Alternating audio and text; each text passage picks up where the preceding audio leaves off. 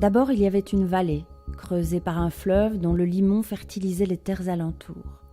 Puis la vallée devint industrielle, le cours du fleuve fut rectifié, des entrailles de la terre furent extraits de précieux minerais et peu à peu, l'atmosphère s'emplit de gaz et de poussière.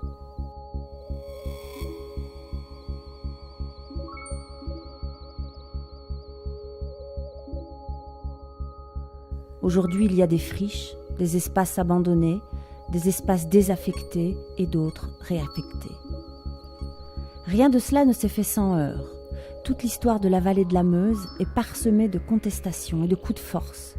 Il porte aussi sur les manières de dire et de raconter cette histoire, comme lorsque de nombreux habitants d'Angy suffoquèrent des suites d'un brouillard toxique en 1930. Était-ce un phénomène naturel ou industriel, ou encore une savante intrication des deux ? La façon dont on définit ce brouillard importe et a des conséquences pratiques et politiques.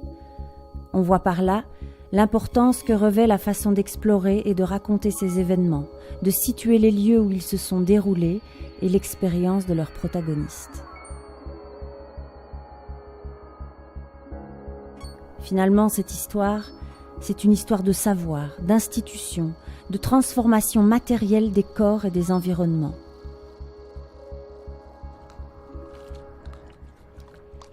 Voyons ces hectares de berges qui ont peu à peu été colonisés par des sites de productions industrielles divers, que les habitants de la vallée connaissent bien pour avoir grandi à leur côté. Certains de ces sites persistent à ce jour, mais la plupart d'entre eux n'accueillent désormais plus d'activité. Ils demeurent pourtant territoires inertes. Ils pèsent de tout le poids de ce passé révolu dont ils sont tout à la fois le stigmate et l'empreinte durable. C'est que ces territoires sont composés de sols, de quartiers, de familles, de plantes, d'air, de relations qui ont été rudement éprouvées par ce passé et par ce présent. Quand on est chômeur dans un quartier ravagé par la misère, la chanson des lendemains s'entonne sur un air nécessairement différent. Quand on est une plante vivrière, on se contente de respirer l'air ambiant, aussi chargé soit-il en résidus, gaz, poussière ou fumée. Quand on est le vent, on transporte tous ces éléments, on les disperse avec allégresse, on les insuffle par le moindre entrebâillement de fenêtres, on les danse. Quand on est le sol, on les absorbe, on les stocke, on les rumine, on les mélange avec tous les corps étrangers qui s'y risquent.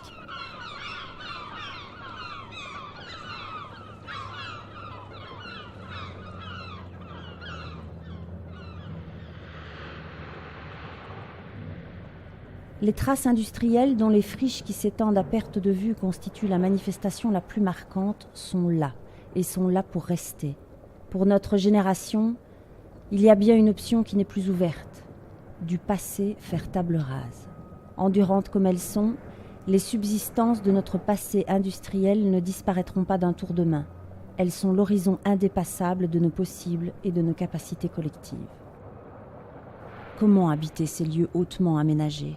Comment vivre avec la catastrophe ordinaire qu'ils ont provoquée dans les corps et les environnements ? Comment composer avec ces territoires toxiques, ces airs toxiques, avec ces cancers, ces thyroïdes déréglés, ces cœurs et ces artères qui déraisonnent ? Comment mettre au travail ces pollutions autrement qu'en attendant que ceux qui nous gouvernent trouvent des solutions ?